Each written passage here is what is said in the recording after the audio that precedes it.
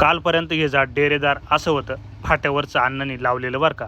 आणि आज त्याची परिस्थिती अशी म्हणजे त्याची छाटणी करून या पिंपळाच्या झाडाला एकच फाटीवर ठेवायचं, कारण म्हणजे इथून MSCBची एक्सप्रेस लाईट जाऊ राहिली.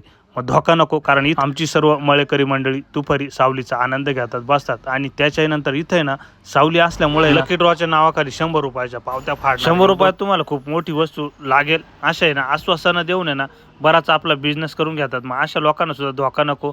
आणि आपले मामा लोक सुद्धा आहे ना इकडं थांबत असतात. तर जे हरी माऊली, रामराम मंडळी, सकाळचे 8:30-9 वाजले होते ना, आपण खालच्या माळ्यामध्ये निघालो होतो ना, तरी आपल्याला आहे ना गाडीचा सीट बेल्ट लावूनच घ्यावा लागला. आणि तो लावलाच पाहिजे ना, आपल्या सेफ्टीसाठीची शेवटी. पण आपण समोर आहे ना मामा म्हणजे RTO वगैरे जर असले ना तरच सीट बेल्ट लावतो किंवा आहे ना ड्रायव्हिंगचे नियम फॉलो करतो. आणि आपला कॅमेरा चालूच होता, म्हटलं आपल्याला बी ना मामा आडवी त्या काय.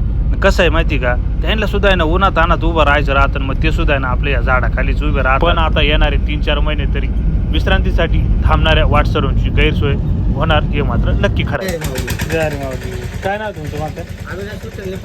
बरं. शिरवाडे गावची फॉलोअर मंडळी म्हणे आम्ही तुमचे प्रत्येक व्हिडिओ पाहतो बरं का, म्हटलं धन्यवाद. आणि गोपेगावचे हे भवर फक्त द्राक्ष शेतीत मजुरी करतात आणि ते सुद्धा आपला प्रत्येक व्हिडिओ बघतात. गोपेगावचे शिवाजी भवर यांची टोळी थिनिंग नंतर माल शॉर्टिंग करण्यासाठी एकदम फेमस आणि कुशल कामगार यांची टोळी बरं. राहता येथील सर्व द्राक्ष बागायतदार शेतकऱ्यांनी सुद्धा आपल्या व्हिडिओला खूप सपोर्ट केला.